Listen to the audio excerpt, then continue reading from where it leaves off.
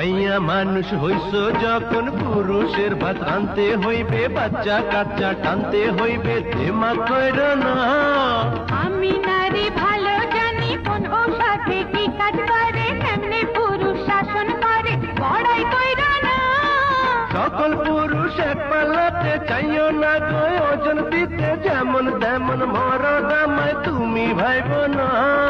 সকল কাওয়া দেখতে কালো, স্বভাব কেমন জানি ভালো, কাকা ছাড়া ডাকতে তারা প্রভু জানে না।